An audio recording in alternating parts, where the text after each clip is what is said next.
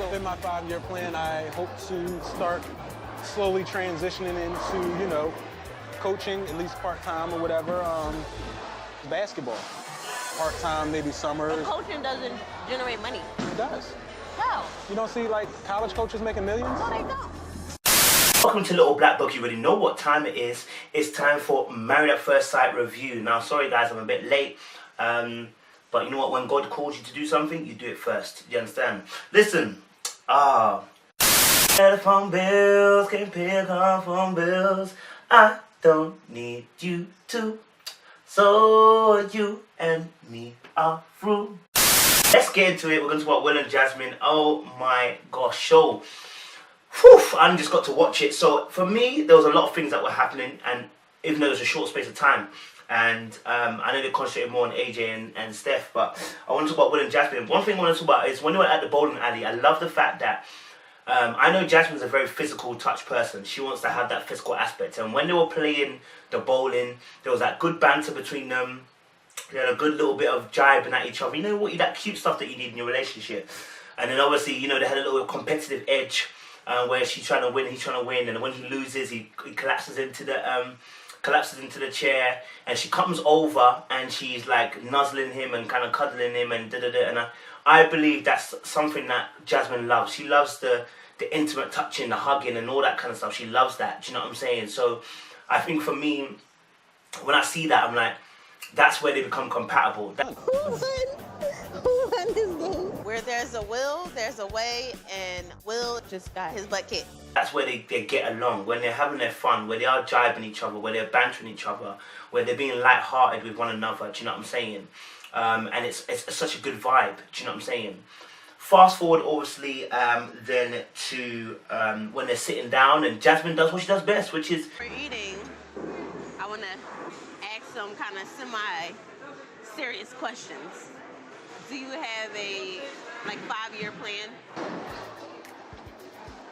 Yes. She wants to ask those serious questions, and I don't blame her, because I think it's tough, because obviously, you know what, when you're about to date someone, or when you're about to get serious with somebody, these are the questions you need to ask. What is your 5-year plan? I think when you get married, you should already ask this question. Do you get me? So that's the difficulty. They're having to ask these questions, which they should have asked before they got married, before they got committed. I want to say this to females. Make sure you do ask questions like this. For instance, you want to really know what a dog is about, hold him to his word. Do you know what I'm saying? So you ask that direct question. Don't be afraid to say, listen, look, I'm enjoying spending time with you. Or, I like your company, but I want to be honest with you. What's your intention here? Now, I'm tired of guys saying, I don't know what I want. I want to see what you're about. Listen. Us guys calculate from the jump when we see you, whether we want you or not. Do you understand? Now, there may be a time where we are talking, and we're kind of getting to know each other. But you need to ask, okay, cool, as we're talking and getting to know each other, are we still seeing people? These are genuine questions you're allowed to ask, I believe. And any man who doesn't want to answer that, then he shouldn't be in your scope. Do you get what I'm saying? Because I can't guarantee you anything. Not that I can't guarantee anything, but a lot of guys will like to lie in it. So at least if you know that you caught him in a lie when he says it, and then he tells you, and you see something else, you know he's a liar. Get rid of him. Do you get what I'm saying? So I think it's perfectly acceptable for women to be able to ask men, okay, look, we're having a good time, we're going for dinners, we're going bowling and stuff like that, and we're enjoying each other's time, but what's your intention? Are you just looking for a bit of fun? And if you're looking also for a bit of fun, ladies, let the brother know. Look, I'm not gonna lie to you. I'm looking for a bit of fun, a bit of adventure, a bit of, maybe a bit of naughty. Let a brother know. But if you're looking for a relationship, also let him know so you know where your stall's at. Say, listen, look, as we're spending time, I really appreciate you. But can I be honest? I feel like, do you know what? I could potentially, get to liking you more in future. And what I don't want is us to have cross wires. You could be really a good friend, that's cool, we can still be friends, but I don't want to cross the wires with you, do you know what I'm saying? But the trouble is, we often tell women not to ask these questions, you're being too pushy. No, you need to ask them questions, because these brothers here are preying on the fact that you don't ask those questions, and you don't set the traps out for him, do you know what I'm saying? So it's too easy, do you know what I mean? So when she obviously asked for the 5-year plan, I said I get why she's asking the 5-year plan, you know what I'm saying? Because You know, she wants to project in the future where she's going. And I've told you this, and I tell you this. I said women are the passengers in the rally car, and the men are the ones who are driving. Now, the man may know the destination, but he doesn't know the scope of how to really get there. So the woman will tell you in advance, turn left, turn right, turn left. So now he knows, turn left at 90 degrees, she'll tell him. Turn right at 85 degrees. Keep going straight. Keep pressing down the foot on the accelerator. So deep how the partnership works. A man needs a woman to be able to have, because a woman's able to multitask. She's able to look at the sheet and look at the road and to think about, whoa, okay, the next turn, the turning that you took, you might have to adjust a little bit because you took this turn a bit quicker than I thought you would. All right, slow down. Do you get what I'm saying? So both parties are essential because the men will just do things just boom, and the woman will think about the details that are in that thing. You know, that's not all women and men, but that's most of us. So that rally car thing is so vital for me because without the person in the passenger seat telling the instructions, the rally car is gonna crash. Trust me. So obviously, yeah. So with the oh, sorry, I was gonna say. So yeah, with the 5-year plan, I totally understand why she said it. It just always looks worse than it is when she just says things. Let's talk seriousness. But here's my thing. Here's my issue with Will and Jasmine. Jasmine, I appreciate your sentiment. When a man says to you, look. Also, in my 5-year plan, I hope to start slowly transitioning into, you know, coaching, at least part-time or whatever, basketball. Part-time, maybe summers. But coaching doesn't generate money. It does. How? You don't see, like, college coaches making millions? No, they don't. Unless they in, like... You know what, I'm really thinking about going to coaching. You know, coaching little kids. This is just like the film, Not Easily Broken. It's like Will has a heart for the incentive for him that motivates him. It's not necessarily money, it's people. It's the heart of people. It's like helping people. And then you say to him, there's no money in that. But the where that's coming from is a place of you wanting to be taken care of and not having your own goddamn money. You have your money. There is no need to put that pressure on my guy to provide for you because that's where your energy is coming from. That's why you're saying it makes no money. It's got nothing to do with the fact that obviously, you know, the money might not be great. It's the fact that you want to be taken care of and you want a certain lifestyle. And he's saying to you, look, my goal is I want to help young kids and just like be teacher, Be base. I want to just impact people's lives. Did she seem supportive? No. He told her, I want to transition more into helping kids in the field of basketball. She's like, well, you're not going to make any money doing that. On the contrary. That bothers me. Yeah, so that bothers me. I'm not even gonna lie. it's worrisome that Jasmine continues to go back and forth in regards to the provider role. And basketball or whatever in America, baseball, whatever you want to call it, they do get money at college level and stuff like that. Do you know what I'm saying? And he said, yeah, that's the level I'm talking about. Now, even if he didn't say that level, and he's not talking about, he's talking about a lower level where they make less money. Do you know what I'm saying? This is what he's saying he wants to do. And your first issue is money. You see, maybe if you asked, why do you want to go into that? Like, what's driving you there? Let me tell you something. The Bible says, your gifts and your talents will take you before kings and queens. If you do this well enough, money will always flow. But if you're so focused on money itself, my friend, the Bible says that there are people that the love of money is the root of all evil. The love of money is the root of all evil. Not that money is the root of evil, but love of money. So Jasmine, pipe down. Relax on the money thing. If you have an issue with the money thing, bring that up a little bit later on. And change what you're asking. Like, okay, cool. Like, how would you finance your life or your lifestyle now with the current financial situation with working as a coach? Like, I mean, how much do these coaches actually normally make?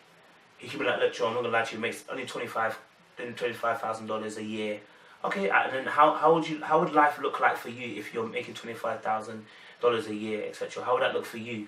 Like, you see, the way you answer the question creates the impression and allows you then to be able to really get to grips with what you're trying to say. And I think a lot of people, we don't take time to ask like genuine questions where we're trying to find out what the person is thinking and where it's coming from. And so when Jasmine just said, it doesn't make money, you notice that Will instantly became defensive. But coaching doesn't generate money. It does.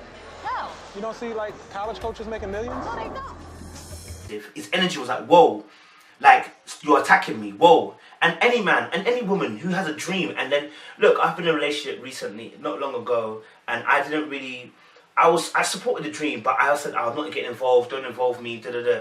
And instantly, what that tells other person is, I don't care about what they're trying to do. Do you know what I'm saying? At the time, I didn't think that, but deep it. By me saying, no, you just do what you're doing, man, don't involve me. It's already cancelling their dream. Why do I not want to join in what they're doing? Do you know what I'm saying? I've been in situations where as well, I'm doing something and the person doesn't even ask how is it going. Person doesn't even say, doesn't even like maybe potentially even, help you market to other people or tell people that's what he does. Do you get what I'm saying? And then there's other people who are out there who will help you, but the person who's right next to you won't help you. And the Bible says there is no honor for the prophet in his own home. Because sometimes even in your own hometown, your own people that you say they know you are the ones that don't back you. But random people will back you. Don't become one of those people, Jasmine. Don't become an enemy in your own state because of money. If I'm presenting my passion to you, and if the first thing you come at me with is money. Exactly. Money is not everything when we're talking things that we want to wake up and do every day with our lives. Money should not drive that. So it's a major obstacle that they were going to have to overcome. And I think that's important for you to get to the bottom of is she that type of person? Yeah. Like, not everything's about money. It's absolutely right. Not everything is about money. Sometimes your passion for something is so strong. And I think that's where, again, this married at first sight can be very dangerous. It's because this is some of the stuff that you should be hashing out from the jump. And listen, I've made that mistake where you jumped into a situation so quick, not asked them wagwan, and then it's like, yo, we are here. And like I said, because Jasmine's not going to yield, and you know you're not a yielder, Jasmine, then you know that obviously that you probably married at first sight wouldn't have been the best choice for you because you're not a yielder. You know, someone like Kate would have gone like, is that what you want to do? Okay, cool, I'll do it with you. But Jasmine's not yielding. Do you know what I'm saying? So, I guess, like, that's where it can be very difficult, I guess, with the show, innit? I think when they were talking with the expert, how long we got? 5 minutes. When they were talking with the expert, I think this is such a cool, a key thing. An expert said something which was so powerful. The expert said, listen, Jasmine, are you sacrificing or are you compromising? Whenever somebody feels like they're sacrificing, it's like, to sacrifice is to lose blood, yeah? That's a loss of life. You feel like your life is being taken from you. Compromising is simply saying, listen, I'm gonna yield some space for you to move in. That's all. That's what it means. But with the sacrifice, you are losing blood, you're losing your life. And so you feel restricted, and therefore resentment always will kick in, as the expert said. Paying the majority of the bills in the house and being a provider. Okay. But we compromise on it because I know that's not how he feels. There's a difference between compromising and sacrificing, and I think that's what you want to be clear about. So an exercise the two of you can do is just writing perhaps about what values you have associated with money and work and career. Okay. If you really feel like he should be paying the majority of the bills and you say, okay, I'm going to compromise, but really you're feeling resentful because you're actually sacrificing a value that you have. Do you see the difference between the two? And I think for me, Jasmine needs to qualify this in her head. Is it a sacrifice or is it a compromise?